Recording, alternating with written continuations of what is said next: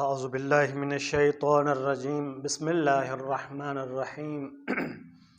الحمد للہ رب العالمین والصلاة والسلام علی سید الانبیاء والمرسلین وعلی اہل بیتہ الطیبین الطاہرین المعصومین ولعنۃ اللہ علی اعدائہم اجمعین من یوم عداوتہم الی قیام یوم الدین. اما بعد قال رسول اللہ صلی اللہ علیہ وآلہ وسلم الصوم جنۃ من النار. سامعین محترم، گزشتہ دروس میں ہم نے ان چیزوں کے بارے میں مفصل مسائل بیان کیے ہیں کہ جن سے ان روزہ دار انسان کا روزہ باطل ہو جاتا ہے. ان کے بھی مسائل مفصل بیان کیے ہیں، اور وہ چیزیں جو روزہ دار کے لیے یا روزہ کے لیے مکروہ ہیں ان کو بھی بیان کیا ہے. اب ہمارا جو ٹاپک ہے وہ یہ ہے کہ ایسے مواقع جن میں روزہ کی قضا اور کفارہ واجب ہو جاتے ہیں، وہ کون سی صورتیں ہیں جب انسان پر جو ہے روزہ کی قضا بھی واجب ہو جاتی ہے اور کفارہ بھی واجب ہو جاتا ہے. تو اس میں مسئلہ نمبر 1651 میں فرماتے ہیں کہ اگر کوئی شخص ماہ رمضان المبارک کی کسی رات میں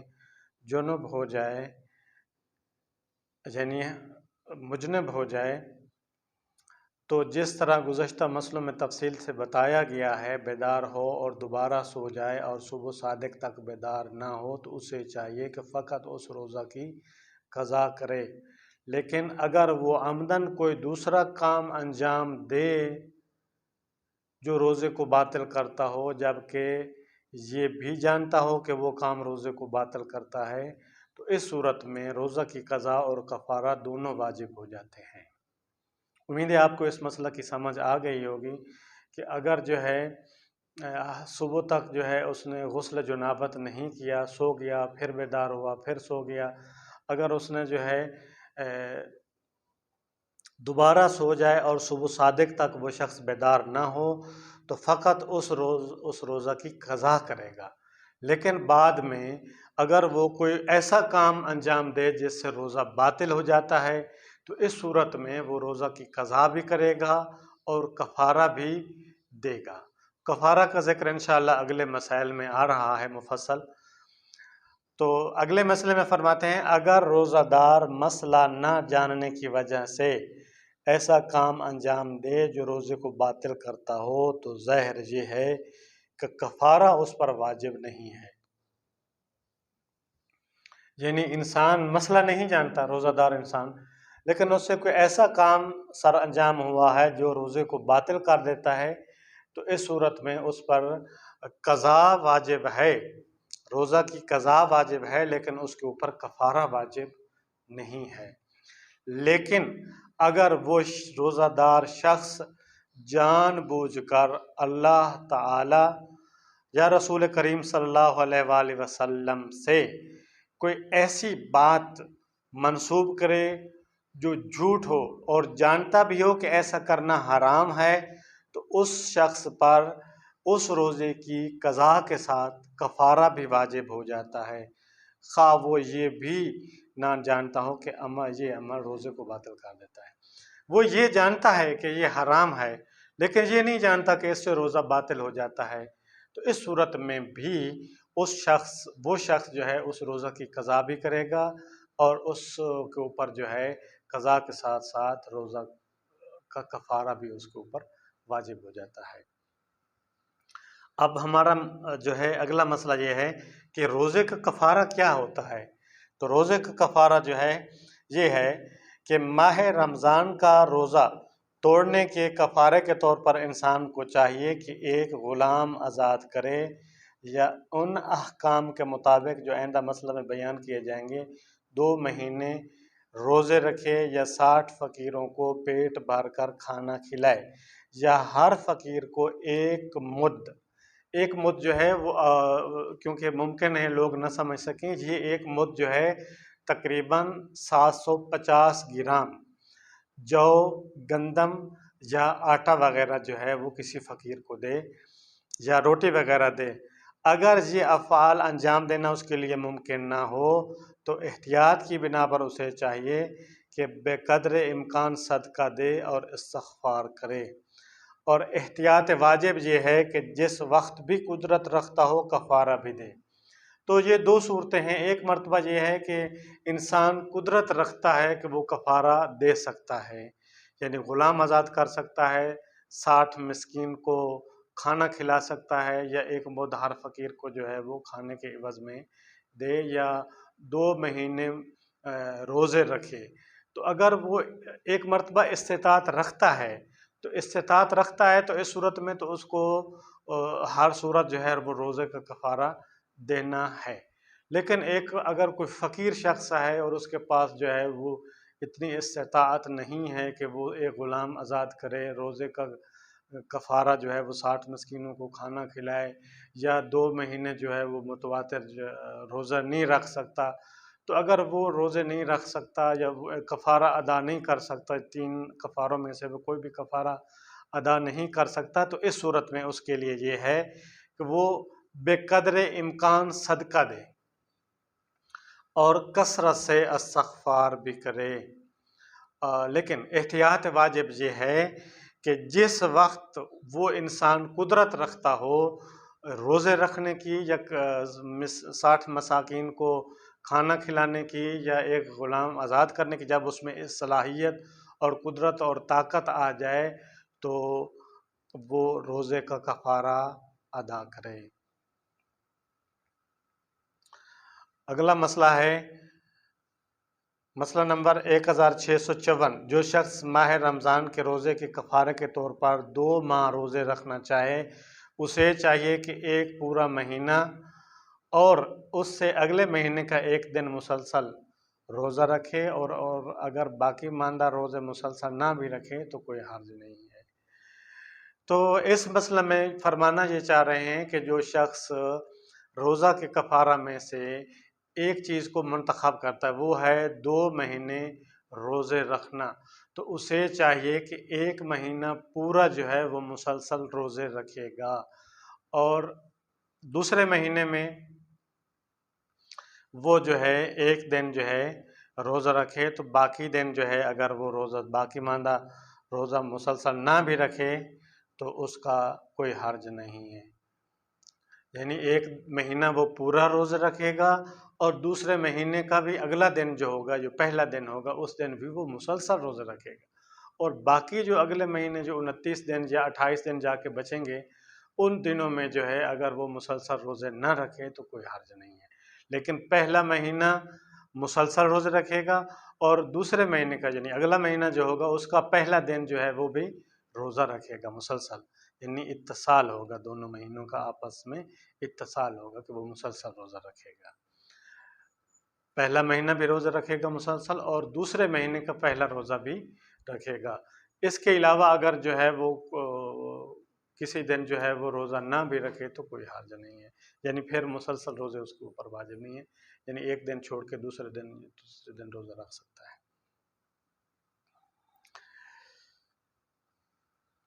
جو شخص ماہ رمضان کے روزے کے کفارے کے طور پر 2 ماہ روزے رکھنا چاہے تو اسے وہ روزے ایسے وقت نہیں رکھنے چاہیے کہ 1 مہینہ اور 1 دن کے درمیان عید قربان کی طرح کوئی ایسا دن آ جائے جس میں روزہ رکھنا حرام ہے۔ یعنی وہ ان دونوں مہینوں میں وہ یہ ضرور اس چیز کا خیال رکھے کہ عید قربان کے دن کیونکہ روزہ رکھنا حرام ہے، عید قربان یا کوئی ایسا دوسرا دن جو ہے وہ ان کے بیچ میں نہ آ جائے جس دن روزہ رکھنا حرام ہے۔ تو انسان جو ہے اس چیز کا خیال رکھے۔ اگلے مسئلے میں فرماتے ہیں جس شخص کو مسلسل روزے رکھنے چاہیں اگر وہ ان کے بیچ میں بغیر عذر کے 1 دن روزہ نہ رکھے تو اسے چاہیے کہ وہ دوبارہ اثر 9 روزے رکھے۔ ایک شخص نے روزے کے کفارے کے طور پر 2 مہینے روزے رکھنے کا انتخاب کیا ہے کہ روزے کے کفارے کے طور پر وہ 2 مہینے روزے رکھے گا، تو اس صورت میں وہ بغیر کسی عذر کے، یعنی بغیر کسی عذر شرعی کے اگر وہ روزہ نہ رکھے، ایک دن روزہ نہ رکھے، تو اسے چاہیے کہ وہ سارے 9 روزے رکھے، یعنی اس نے جو پہلے روزے رکھے ہیں وہ اس کے روزے جو ہے وہ ختم ہو گئے ہیں، وہ شمار نہیں ہوں گے، بلکہ وہ دوبارہ سارے 9 2 مہینے روزے کی رکھے گا۔ مسئلہ نمبر 1657 میں فرماتے ہیں اگر ان دنوں کے درمیان جن میں روزے رکھنے چاہیے روزہ دار کو کوئی عذر پیش آئے، مثلا حیض یا نفاس یا ایسا سفر جسے اختیار کرنے پر مجبور ہو، تو عذر کے دور ہونے کے بعد روزوں کا اثر 9 رکھنا اس کے لیے واجب نہیں، بلکہ وہ عذر دور ہونے کے بعد باقی ماندہ روزے رکھے۔ تو پہلی صورت میں جو تھا وہ یہ تھا کہ وہ بغیر عذر کے ایک دن روزہ نہ رکھے، تو اس دن جو ہے اگر وہ ایک دن روزہ نہیں رکھے گا تو اثر 9 عمل بجا لے گا، اثر 9 روزے رکھے گا۔ اس مسئلہ میں یہ ہے کہ اسے کوئی مجبوری بن گئی ہے، اس کے لیے کوئی عذر شرعی ہے، جیسے حیض کا مسئلہ ہوا ہے یا نفاس ہے یا ایسا سفر اسے درپیش آ گیا ہے جو اسے مجبوراً کرنا پڑ رہا ہے، تو یہ عذر دور ہونے کے بعد وہ روزوں کو اثر 9 نہ رکھے، بلکہ جو روزے رکھے ہیں اس نے وہ کافی ہیں، بلکہ دوبارہ جو ہے جب اس کا عذر جو ہے وہ زائل ہو جائے تو وہ دوبارہ روزے رکھے، جو اس کے اوپر باقی روزے ہیں وہ دوبارہ روزے باقی ماندہ روزے رکھے گا۔ مسئلہ نمبر 1658 اگر کوئی شخص حرام چیز سے اپنا روزہ باطل کر دے، خواہ وہ چیز بذات خود حرام ہو جیسے شراب اور زنا، یا کسی وجہ سے حرام ہو جائے جیسے کہ حلال غذا جس کا کھانا انسان کے لیے بالعموم مضر ہو، یا وہ اپنی بیوی سے حالت حیض میں مجامت کرے، تو احتیاط کی بنا پر کفارہ جمع، یعنی تینوں کفارے اس پر واجب ہو جاتے ہیں، یعنی اسے چاہیے کہ ایک غلام آزاد کرے اور 2 مہینے روزے رکھے اور 60 فقیروں کو کھانا کھلائے، یا ان میں سے ہر فقیر کو 1 مد یعنی 750 گرام گندم، جو یا روٹی وغیرہ دے، اور یہ تینوں چیزیں اس کے لیے ممکن نہ ہوں تو ان میں سے جو کفارہ ممکن ہو تو اسے انجام دے۔ آج کے زمانے میں انسان کے لیے ایک غلام آزاد کرنا ممکن نہیں ہے، آج کے زمانے میں تو کم از کم ممکن نہیں ہے، البتہ دوسری 2 چیزیں جو ہیں وہ انسان کے لیے ممکن ہیں، مثلا 60 دن مسلسل روزے بھی رکھے اور 60 فقیروں کو کھانا کھلائے، 60 مساکین کو کھانا کھلائے، یعنی یہ اس کے لیے ممکن ہے، 2 مہینے وہ روزے رکھے اور 60 فقیروں کو کھانا کھلائے، یہ اس کے لیے ممکن ہے۔ مسئلہ نمبر تو فرما یہ رہے ہیں کہ اگر اس کے لیے یہ تینوں کفارے انجام دینا اس کے لیے ممکن نہ ہو تو جو ان میں سے جو کفارہ اس کے لیے ممکن ہو اسے انجام دے، یعنی جو اس کے لیے ممکن ہے وہ انجام دے، تو یہ اس کے لیے کافی ہوگا۔ مسئلہ نمبر 1659 میں فرماتے ہیں اگر روزہ دار جان بوجھ کر کوئی بات اللہ تعالیٰ یا نبی اکرم صلی اللہ علیہ وآلہ وسلم اور ائمہ معصومین علیہ السلام سے منسوب کرے تو احتیاط کی بنا پر اس پر کفارہ جمع واجب ہو جاتا ہے، یعنی کفارہ جمع سے کیا مراد ہے کہ تینوں کفارے اس کے اوپر واجب ہو جاتے ہیں، اگر تینوں کفارے وہ انجام نہیں دے سکتا تو جو اس کے لیے ممکن ہو، جو اوپر مسئلے میں بیان کیے گئے ہیں وہ کفارے اس کے اوپر واجب ہو جاتے ہیں۔ یہ احتیاط کی بنا پر ہے، یہ احتیاط ہے، یہ سماحت الشیخ حضرت آیت اللہ العظمیٰ حافظ بشیر حسین نجفی حافظ اللہ کا یہ فتویٰ ہے کہ وہ احتیاط کی بنا پر تینوں کفارے جمع کرے گا، یعنی تینوں کفارے ادا کرے گا احتیاط کی بنیاد پر۔ مسئلہ نمبر 1660 میں فرماتے ہیں اگر روزہ دار ماہ رمضان المبارک کے ایک دن میں کئی دفعہ جمع کرے تو ہر دفعہ کے لیے اس پر کفارہ واجب ہے، اور ظاہر یہ ہے کہ جو حکم جمع کے لیے ہے وہی حکم استمنا کے لیے بھی ہے۔ ایک مرتبہ انسان جو ہے، روزہ دار انسان جو ہے، دن میں کئی مرتبہ جو ہے وہ جمع کرتا ہے یا استمنا کرتا ہے، دونوں صورتوں میں وہ ہر فعل کے بدلے میں وہ الگ کفارہ دے گا۔ اگر روزہ دار، اگلا مسئلہ ہے، اگر روزہ دار ماہ رمضان کے ایک دن میں جمعہ اور استمنا کے علاوہ کئی دفعہ دوسرا ایسا کام کرے جو روزے کو باطل کرتا ہو تو ان سب کے لیے صرف ایک کفارہ کافی ہے، صرف ایک کفارہ دے گا۔ یعنی جمعہ کے علاوہ جو ہے وہ کوئی ایسا کام کرتا ہے، یعنی وہ جمعہ بھی ایک دفعہ جمعہ کرے یا استمنا کرے، اور اس کے علاوہ وہ کوئی ایسا کام کرتا ہے جیسے روزہ باطل ہوتا ہے، تو اس کے لیے فقط ایک کفارہ روزے کا دینا کافی ہے۔ ایک غلام آزاد کرے یا 2 مہینے روزے رکھے یا 60 فقیروں کو کھانا کھلائے۔ اگر 60 فقیروں کو کھانا نہیں کھلا سکتا تو ہر فقیر کو ایک مد یعنی 750 گرام گندم، جو یا آٹا یا روٹی وغیرہ دے۔ یعنی اس میں یہ جو ایک مد ہے 750 گرام، اس سے کم نہیں ہونا چاہیے۔ اگر روزہ دار جمعہ اور استمنا کے علاوہ کوئی دوسرا کام کرے جو حلال ہو اور روزے کو باطل کرتا ہو، مثلا پانی پی لے اور اس کے بعد جمعہ اور استمنا کے علاوہ کوئی دوسرا کام کرے جو حرام ہو اور روزے کو باطل کرتا ہو، مثلا حرام غذا کھا لے، تو اس صورت میں بھی اس پر ایک کفارہ واجب ہو جائے گا، ایک کفارہ واجب ہے۔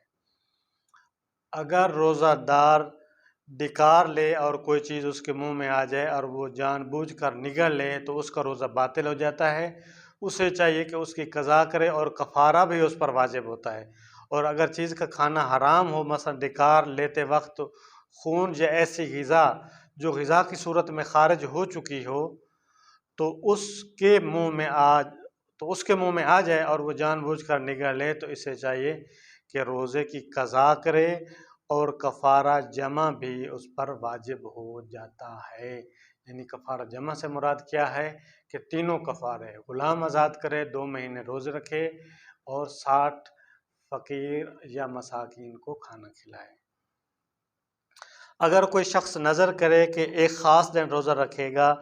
تو اگر وہ اس دن جان بوجھ کر اپنے روزے کو باطل کر دے تو اسے چاہیے کہ کفارہ دے، اور اس کا کفارہ اس طرح ہے کہ جیسے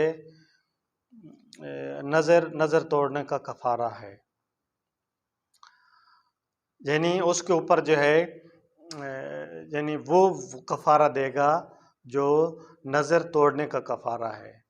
وہ کفارہ ہوگا، نہ کہ یہ کفارہ ہوگا جو ماہ رمضان المبارک کے روزوں کا کفارہ ہے۔ اگر روزہ دار ایک ایسے شخص کے کہنے پر جو کہے کہ مغرب کا وقت ہو گیا ہے،